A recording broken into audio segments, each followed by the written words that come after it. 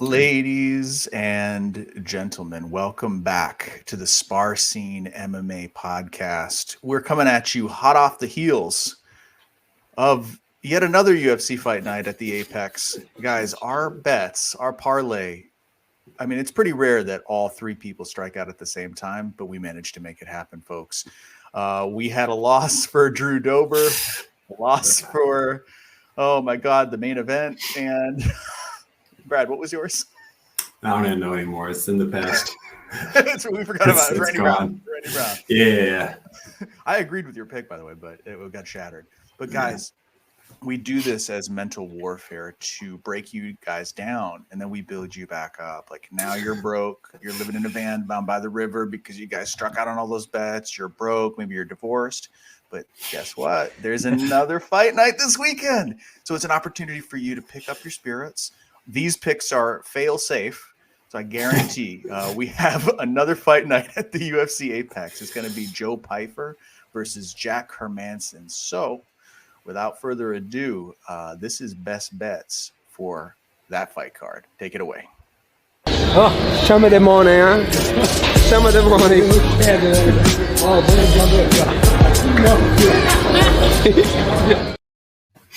Here's the thing, though. We did mention all of our picks were underdogs. So that gives us some kind of room to, like, hey, we're going for value.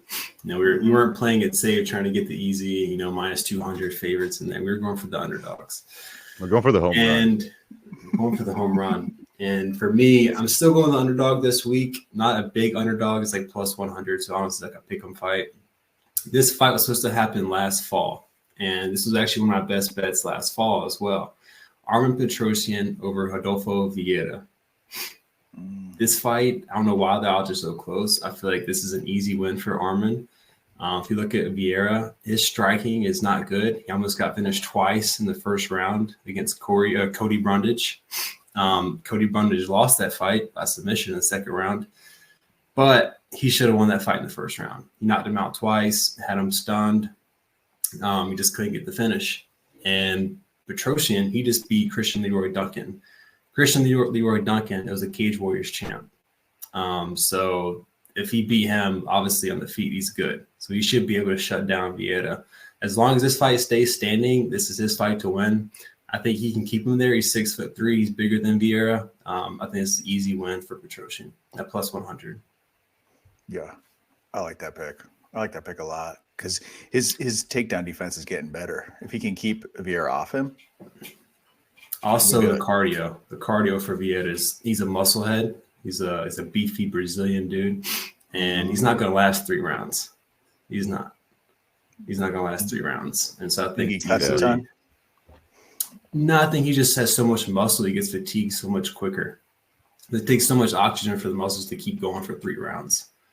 And so I think Petrosyan is just going to keep the jab out there, just keep his range, stay standing on the feet, and just wear him down over time. Kind of like the Chris Curtis fight, where Vieira lost that fight with Chris Curtis and by unanimous decision. So I think it can be similar to that, where Petrosyan just wins rounds. Maybe he gets a knockout, but I think he'll easily take this fight.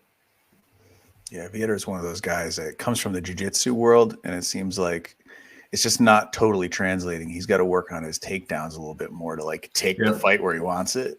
It's not happening all the time. It's like Mackenzie Dern's problem. She has jiu-jitsu, but she can't get you there. You got to shoot some doubles. Yeah. That's why Gordon Ryan's not in the UFC yet. He's scared, dude. No, Gordon. Oh, never You mind. heard it here first. I take it back. Sorry. So he's busy dyeing his beard right now in the mirror, just hating on you. So speaking of some guys with a jiu-jitsu background that have translated into MMA, but I think a little more successfully in this case, my best bet this weekend is a middleweight tilt between Gregory Rodrigues versus Brad Tavares. Brad Tavares, he's kind of like the perennial contender and gatekeeper at middleweight. The guy is actually an excellent fighter. He's all around. He's good on the feet. His wrestling defense is pretty damn good. His jiu-jitsu is good as well. We saw him make a good, I'd say, account of himself against Adesanya. It was interesting. It was a 5-round war, and he didn't get KO'd. He stayed in there. Now, granted, that was, 4.5, 5 years ago. Brad Tavares also had that fight recently against Chris Weidman. Now, that's kind of leading into my pick. Gregory Rodrigues is like a younger version to me of a Chris Weidman. He's got excellent grappling, high-level black belt. He's at Kill Cliff right now. His striking is powerful. It's scary. He puts people out. He's putting fools out. And if Chris Weidman, on one leg and another badly beaten leg, is able to track down Brad Tavares and hit him with power against the fence. I mean, let's not forget, he hurt Brad a couple times. I was wondering. I was like, is Chris going to do it? Is he going to do this? So I think Gregory has the ability, RoboCop, to just kind of get through some of that like outside stuff. Brad's going to be hitting his legs. He's going to be hitting him with the jab and trying to stay on his bike. But I think he's going to get cornered. And eventually Gregory's going to get to him up against the fence. I didn't feel confident enough to call this one on a KO, but this time I do have the money line on RoboCop, Gregory Rodrigues. Let's get it done. I like that one. I like that. Do you think he's like one of the most underrated fighters in the UFC, Gregory Rodrigues? Oh, 100%. I think with that fight he lost was by Dr. Stoppage against was it Ferreira? Can't remember. No. Bruno Ferreira. No, it was. You got finished there. That's why. It was a war. It was he's a great striker. Let me see his name. Let me see. I'm on his record. It was Petrosyan, wasn't it? I think it was actually the fight he won. It says he won this fight against Njokuanu. Oh, Chidi Jokwani? Wow. Really bad. I'm pretty sure that was okay. It's a war. He got cut right here. And it was like you could see like yeah. the It's tissue. like a popular picture. Yeah, I just feel like it he was floats nasty. under the radar a lot. Mhm. Yeah. He's got the solid. talent. He's solid. Kind of reminds me of Jacare. Remember Jacare? Yeah. Kind of like a shredded jiu-jitsu dude with striking. It's like, okay, that's nice. Nice to see. Yeah. I think he's getting older though. He's like 34 now, I think. So This is the he time. needs to make a run and get there while he's hot. Don't make me nervous about this pick, Brad. Speaking of guys who need to make their mark, though, for the last pick of the Spar Scene picks, parlay, whatever you want to call it, I'm going with Dan Ige and Andre Fili under 2.5 rounds at plus 150. Man, I like these guys, but they have a questionable record. They're both kind of UFC journeymen. They've had some good fights, but they've also lost to like some of the top up and coming guys. Like they both lost to Bryce Mitchell in the come up. Dan Ige has a little bit more impressive wins. I think he is the better fighter. That's why he's favored in this fight. That's why I was kind of scared to pick him to win, but also Andre Fili has a lot of potential. He's coming off a really good win. He has a lot of momentum coming into this, and Ige has only won 2 of his last 6 fights. So I feel like both these guys have a lot to prove.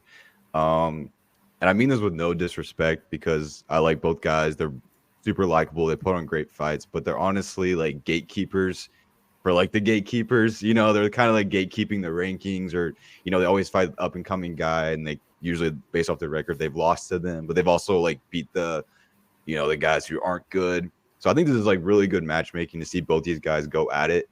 I feel like they have a lot to prove in this fight.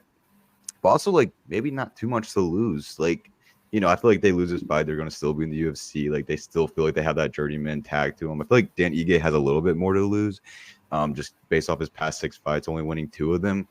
So I feel like this is going to be a battle. They're going to want to put on a good fight. Like, they're not really chasing a belt right now. They're more just chasing, like, popularity. Like, Andre Fili, like, boosted his popularity in the last fight. So whenever you see these two guys, like, they both have to, like, boost their popularity. I think they're going to go at it. They're going to try to get quick finishes.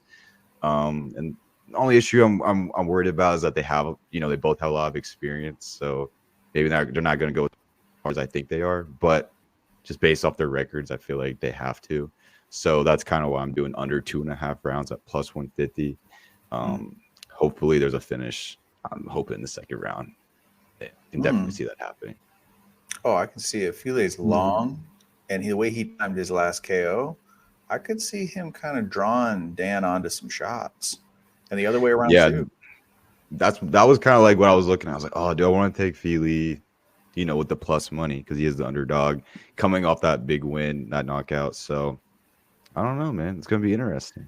This gives you a Because little bit more money than just picking him outright. So I hate to say this, but I think all our picks are going to hit. I think we said this. I think we said the last thing last time. I We know. said the same thing I'm last so time. confident in all of our picks, man. Yeah. Yeah. But that wraps it up. And like Alex said, if you're divorced, unemployed, this will help you get back out of that hole. Foreclosure, anything like that, we can help you get out of that.